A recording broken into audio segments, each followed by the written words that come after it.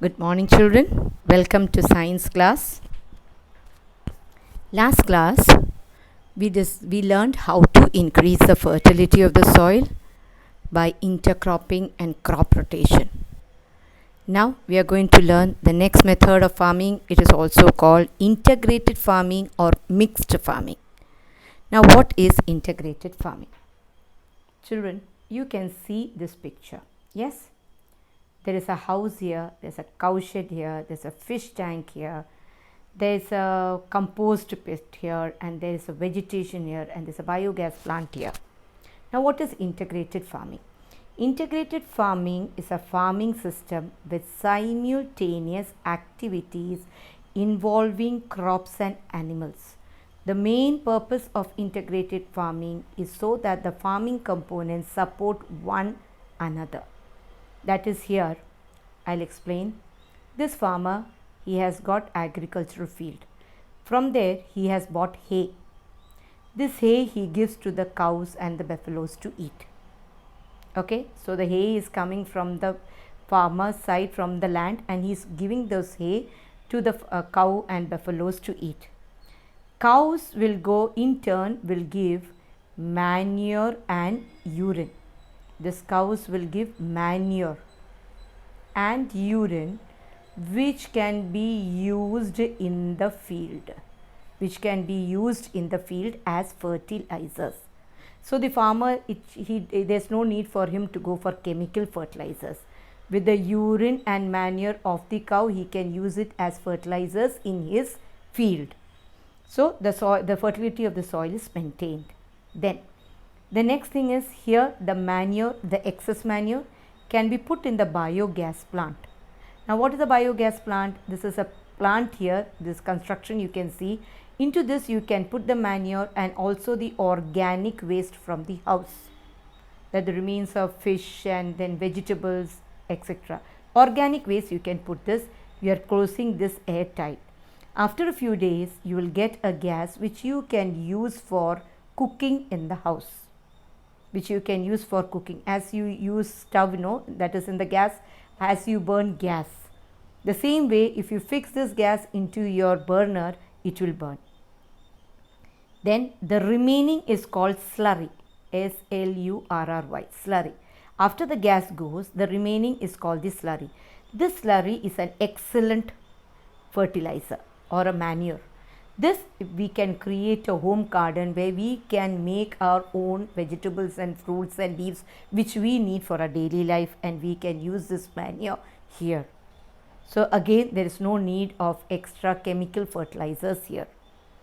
Here again, you have a duck coop.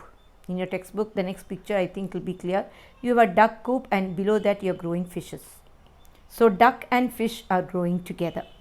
Now here the fish water or the draining fish water which we use is again a good fertilizer for the plants. Here the farmer can grow ducks and hens. The ducks will eat, it will put its weights into the water, the fish can feed on it. Then because of the droppings of the duck into the water, aquatic plants will grow, which is beneficial for the fish. So did you see, this is called integrated farming. Here integrated farming means this farmer is getting so many products. Why? See, now he doesn't have to take chemical fertilizers to his field. Why? Because he can get the manure and urine. He'll get milk from the cow which he can sell. That is one way of getting money. He can get money from the ducks and the fishes.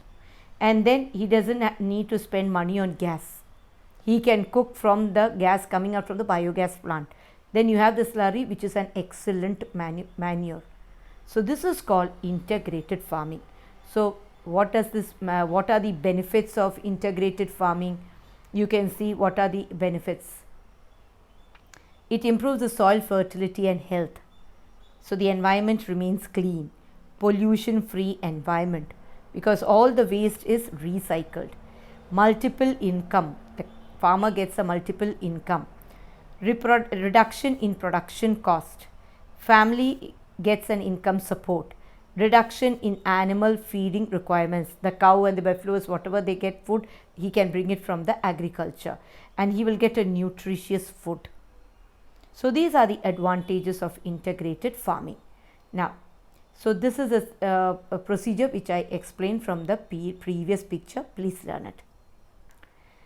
So, do we only cultivate food crops? No. We cultivate crops like floriculture, tea plantation, ornamental plants. Ornamental plants are plants which we use for growing, for looking at the beauty of the plants. Okay. So now cotton. We grow cotton. Why? Cotton seed is used as cattle feed. The oil obtained from cotton seed is used for industrial purposes. So these are the use from cotton. From jute we get the fibers. Sack thread is made of jute fiber. From coir, that is from the coconut husk, we get coir products. So what is this boy saying? From now onwards, when we buy things like doormats, I'll ask my father to buy those made of fire because it's natural origin. So copper, jute and coir are natural origin fibers. So when we go outside to buy, that is why we don't promote plastic things, we promote things made of cotton, jute and coir because they are made of natural fibers. This picture I explained and the answers for this, all these four is given in the notebook. Now children, see this. This is a duck coop. You say it's duck coop, and below there are fishes here swimming. The fishes are here. So the farmer is growing this in his field. What is his advantage? The leftover food of the duck will be available to the fish. Moreover, droppings of ducks will promote the growth of aquatic plants. Aquatic plants are food for fish. At the same time, insects, algae, snail and small frogs in the pond will become food for the ducks. So the farmer, he doesn't have to give proper feed to duck and fish. They both will coexist here and he will get money from both, from the duck and the hen. Now here I finish explaining same thing. Cows and buffaloes can be reared along with paddy cultivation. Fodder grass can be cultivated in cotton fields and rubber plantation. Coconut field, if we have seen many coconut field, isn't it? There are a lot of space in between the coconut trees. Over there you can grow fodder grass. Then you can leave your animals to graze on it, and it will give graze on it. It will give you milk and it will give you urine and cow dung which can be used in the field, and you can use the cow for even ploughing the field. See how they are interrelated. So this is called integrated farming. So children, with this I finish off my chapter. I hope you have understood this chapter. Thank you. These are the notes. Define integrated farming. How are cattle rearing and paddy cultivation related? How are the organic waste from the home and agricultural used? What is the advantage of integrating more than one field of agriculture? What are the advantages of placing duck coop over the fish pond? Please write them into your notebook, and we end with the first chapter and with the notes. Hope you have followed me. Thank you children. Have a nice day.